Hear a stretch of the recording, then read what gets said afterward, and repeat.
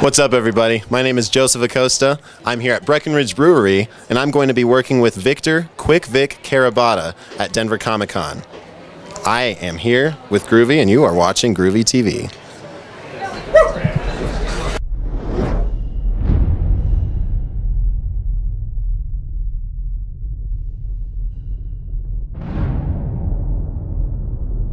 Hey, this is Groovy. It's 45,000 degrees outside, and I'm here with Joseph Acosta, and you are doing something super cool at Comic-Con. Tell me about it. So Vic Carrabotta, people call him Quick Vic because of how fast he is when it comes to drawing. He worked for Atlas Comics after serving in the Marine Corps, and he worked directly for Jack Kirby, directly for Stan Lee, and after the golden era died down, so did his career, unfortunately. And now he's 87 years old. We're in the process of crowdfunding his latest comic book, Starlady, and Denver Comic Con is flying him up with Ren Bertrand. Ren Bertrand is the writer of this comic, and Vic Carrabotta created Starlady. And we're basically trying to give this old man the dream he always wanted and help him fulfill his legacy. So he's 87 years old, and he's writing, and or not writing, but creating new comics and hopping on a plane. Yes. He's flying up here. Denver's probably the highest altitude he can do, honestly, because Colorado Springs might be pushing it a little bit. He's had some health complications. He's 87, about to be 88 come July. And he's an incredible guy. I have a feeling he could kick my ass. He could probably kick all our asses, honestly. He doesn't look like he's in his 80s. He looks more like he's in his 50s or 60s, believe it or not. That's amazing. Yeah. He wouldn't cry about the heat and wear a towel on his head or a napkin. Yeah, no, he's not a bitch. No, I'm just kidding. Nah, he's the real deal. He really is. So how did you get hooked up with this amazing experience? So Vic knows a publisher named Jackie Haig, and she's based in Colorado Springs, and she's been a mutual family friend of ours for a long time.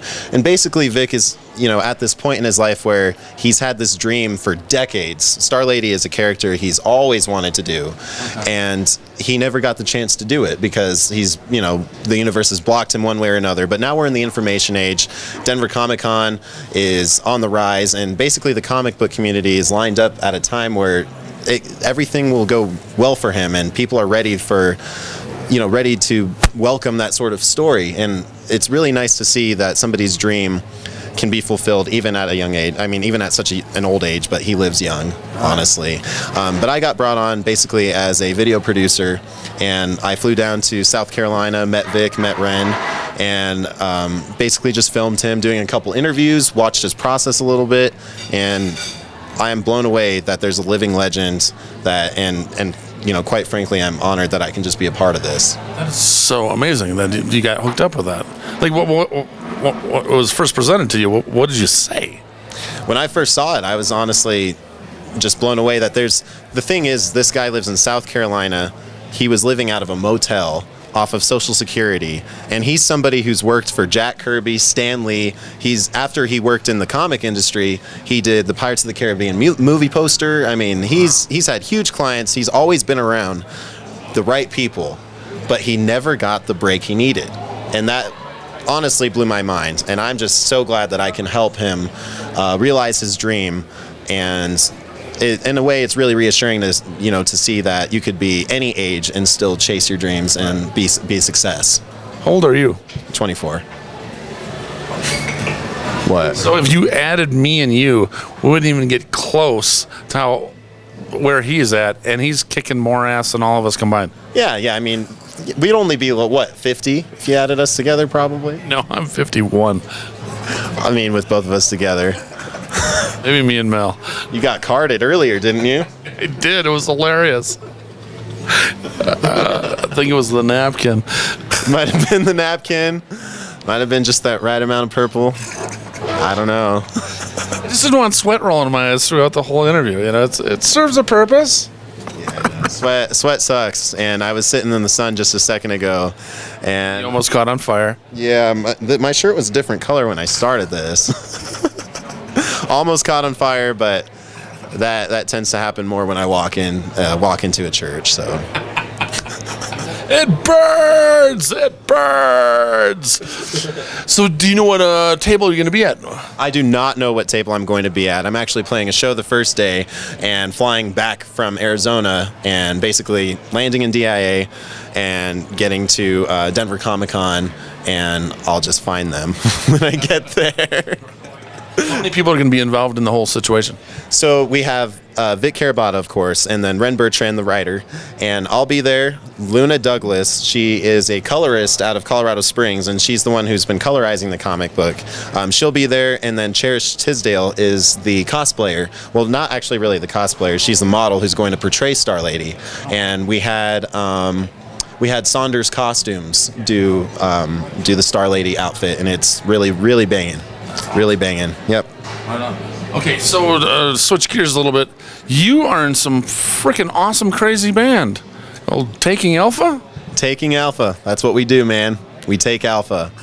That is not supposed to sound sexual, but sometimes it does. Okay, so you take Alpha. I don't even want to know. But I've listened to your tunes. Really good. Awesome, like metalcore kind of stuff. Yeah, just tell me about the band, man. So Taking Alpha was a project I started with Derek Bricker. He was in another band with me previously called Restore All Vengeance, which was, super metalcore. And basically we took some of the pieces of that together, met up with this guy named Zach Carey, who had been in previous projects as well, and he took over for vocals, and we met a guy named Josh Claudio for bass. And basically what Taking Alpha is a project that stands for being yourself. Like, in the simplest words possible, forgetting all those outer voices of what society tells you to do and what any kind of institution tells you what to do, be it a family or a religious organization or whatever, and listening to what it is that you want to do, who it is that you want to be, and going down that path. And sometimes that causes or calls for some aggression, but what you got to do is what's right for you. And that's what Taking Alpha is about. Awesome. Where can people find your info? What you need to do is go to facebook.com/Taking Alpha, hit that like button, because every time you hit a like button, one of us gets tickled in some way, and we love being tickled and Taking Alpha. So please tickle us. So please tickle Taking Alpha so they can take Alpha. That's right. Tickle Taking Alpha. That's what you need to go to bed thinking of today. Say it 5 times fast. Tickle Taking Alpha. Tickle Taking Alpha. Tickle Taking... Yeah. Not happening, man. Thank you so much for your time. Thank you, Groovy. This is Groovy. I'm here with Joseph Acosta, doing tons of cool stuff. Denver Comic-Con. We're at Breckenridge Brewery. Bye. You'll hear from us soon. Look out for our EP, Omega.